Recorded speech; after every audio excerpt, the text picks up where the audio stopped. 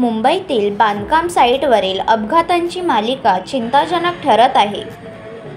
जोगेश्वरी परिसरात एका निर्माणधीन इमारतीतून सिमेंट ब्लॉक डोक्यावर पडून 22 वर्षीय तरुणीचा दुर्दैवी मृत्यू झाल्याची घटना ताजी असतानाच अंधेरी पूर्व येथील मरोळनाका परिसरात आणखी एक धक्कादायक दुर्घटना घडली आहे।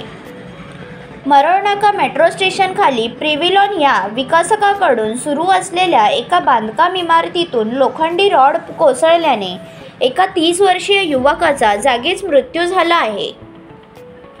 नाशिकहून मुंबई फिरण्यासाठी आलेला अमर आनंद पगारे हे या घटनेचे शिकार ठरले।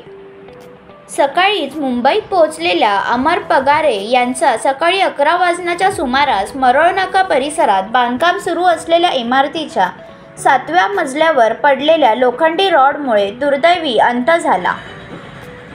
या घटनेची माहिती मिळताच MIDC पोलिसांनी तातडीने घटनास्थळी धाव घेतली आणि मृतदेह पुढील कारवाईसाठी कूपर रुग्णालयात शवविच्छेदनासाठी पाठवला।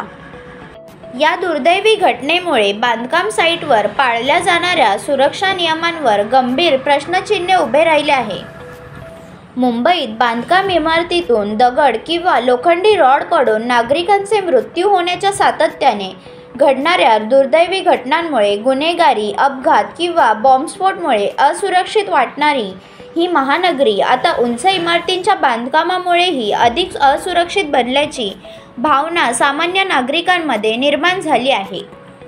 जोगेश्वरी आणि मरोळनाका येथील ताज्या घटनांमुळे स्थानिक नागरिकांमध्ये भीतीचे वातावरण पसरले आहे आणि सर्वसामान्य मुंबईकर बांधकाम इमारतीची सुरक्षा व्यवस्थे रामभरोसे आहे का असा थेट प्रश्न विचारत आहेत। सध्याच्या घटनेमुळे चूक नेमकी कोणाची आहे आणि ही दुर्घटना कशामुळे घडली आहे या संदर्भात MIDC पोलिसांनी गुन्हा दाखल करून पुढील तपास सुरू केला आहे।